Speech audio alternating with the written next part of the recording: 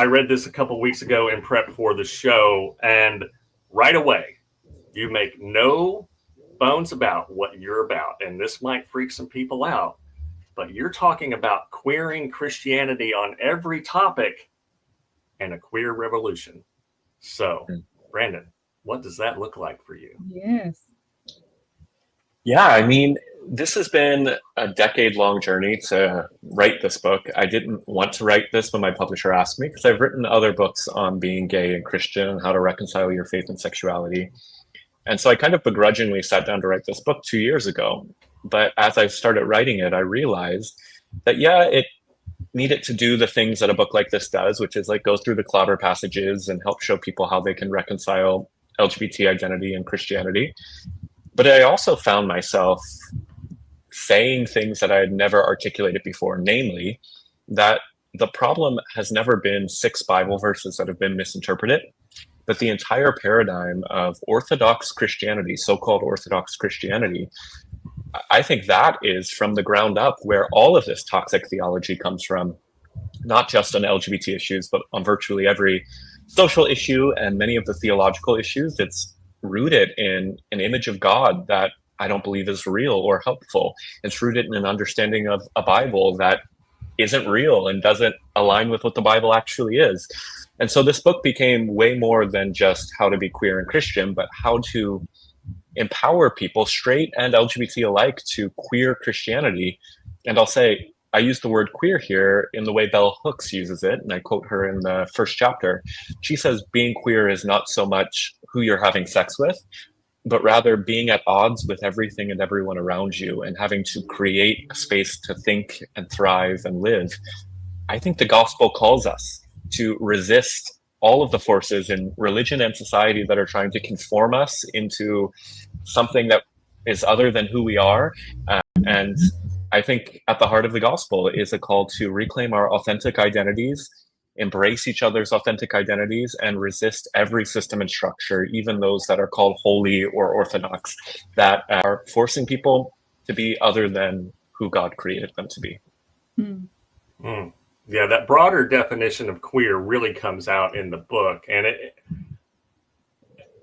it was almost a little unsettling to read that broader definition, but I couldn't initially figure out why. And then as I went through the book, I was like, oh, okay, I can see Brandon's perspective here, because the gospel is countercultural, so countercultural, and in its original historical context. And now we're 2,000 years later, and we still have to be countercultural if we're going to be even remotely faithful to what Jesus taught. Yeah, exactly.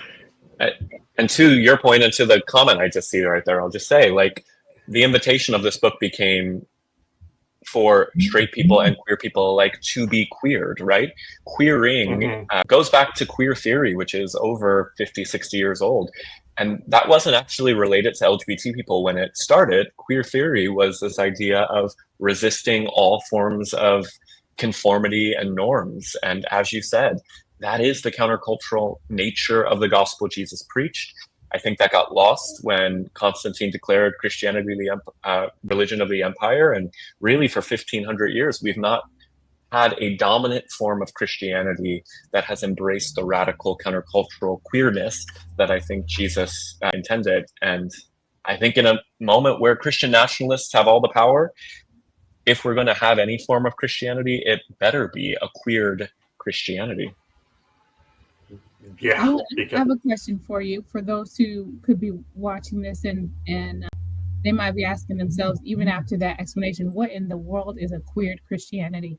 What does that mean? Most people, I want you to go just a little bit deeper than where we've started at, because most people, when they hear the word queer, because of the way society has marketed that word, the way that people have done their best to define what that is for the queer people instead of allowing queer people to define it for themselves, they automatically go to sexual orientation. It's just automatically about that. That's all it is for a lot of people. So please help our listeners, even those that are liberal and progressive in their thinking, still might take issue with the word or the phrase queer Christianity. They're like, why we just can't be Christians? Why I gotta be a queer Christian? You know, so please help the brothers and sisters out that might be having their feathers, even the ones that love you and accept you and consider themselves your ally, might have their feathers just a tiny bit ruffled by this idea. Help them understand. I want you to help people to divorce the idea of sexuality from the word queer altogether. Can you help them with Sure. that? Yeah, I mean, exactly as you said it. There are two definitions, and I articulate both of them in the book, that queer is an identity. It's kind of the umbrella catch-all term for the LGBT community. And it's a word that many younger generations of LGBT people have chosen to use. I use it because it expresses more than just the fact that I'm gay, but that the way I live out my entire identity is in resistance to norms. And that can look like gender queerness, that can look like political queerness. And that's kind of actually where the second definition comes in, that I think all of us are invited to consider, is the more political or social usage of the word queer. To be queer at like the basic English level is to be, I think one of the original definitions is odd. It was kind of a derogatory term back in the day, but it began to be reclaimed by those who recognize that oddness or uniqueness or being other than the dominant culture or political identity was actually a good thing and not a bad thing. And that I think this queer theory and queer theology has at its core an intersectional lens, which sees all of the justice issues that we're facing and all of the identities that we have as intersecting with one another. And thus, all of these identities are invited into a posture of queering, or sometimes forced into a posture of queering, accepting the sense that they are other, that they are different, that they are not the dominant, privileged cultural ideal. But again, instead of taking that label on as a bad thing, it's the reclamation and saying, actually, no, it's good that we're not the dominant. It's good that we're not aligned with the power structures. And again, that sounds so much like what Jesus was up to in his opposition to the Roman Empire. It's Jesus could have very easily just conformed to the way of Caesar, and his religious movement wouldn't have ended up in crucifixion and persecution.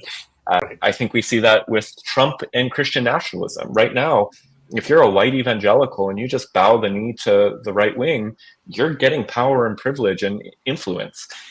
That's what society does. That's what religion does. What Jesus, I think, is calling us to is to say that might be tempting for those who are white, straight, cisgender people, but even they are called to reject and resist that and join the rest of us in recognizing that these structures themselves are oppressive, not just to people of color and queer people and immigrants, but they're oppressive to the people that they're even privileging, because it's making the white, straight, cisgender person have to adopt identities that might not be authentic to who they are and conform to ideas of what a biblical man is or a biblical woman is that might not be authentic to who they are. So I don't know if I actually did that in any succinct, helpful way, but yeah. I think you did. And I went to church on Sunday at a metropolitan community church congregation to watch a friend of mine preach. And he is very beautifully a gay man. But he also, we were having a conversation a couple weeks ago, and he talked about the fact that he prefers the word queer because, like you, it's not just about sex and sexuality. It's so much more broad than that. And I think, I don't know that he was looking at it quite the intersectional way exactly that you were, but definitely in an expansive way, more expansive than most cishet people think of. And the reclamation part of that word, because it was such a pejorative for bigots, I think it's important that queer people can own that. And that's why, even though I have randomly been attracted to men, I am predominantly attracted to women. So I don't say that I'm queer. It almost feels like I would be appropriating the word But Yeah. in this countercultural way that you're talking about, particularly under this lens of Christo-fascist Christian nationalism and the MAGA movement, well then, yeah, because, no, thank you. I learned all that nonsense in the early 90s, and it was detrimental to me. Yeah. I carried that. I owned it. I walked around with a hat that I swear said, I support gun rights and gay control, because one of my Marine Corps sergeants said that. And I thought, oh, that's very, very clever. And so I went and had a hat made on purpose and wore that stupid hat for about a year. And then it took leaving that world and walking away from it for different reasons, but some of which that you touch on in the book, and we'll get to that, for me to be able to have the scales fall from my eyes. So to speak. Okay. There's a lot of folks walking around with stupid hats right now. So yes, there are. But we have a question. We have a question from a listener, and I'm going to put it up on the screen. Elaine says, do you think people are born queer or non-conformative, or do you think it is shaped through experiences or their society? And this is one of those debates that has raged on and on. Yeah, I mean, I think I would want to answer this question by removing the word queer for a second. I would use the word lesbian, gay, bisexual, transgender. Are people born those identities? Yes, I think the psychology is generally clear that sexuality and gender identity are generally innate.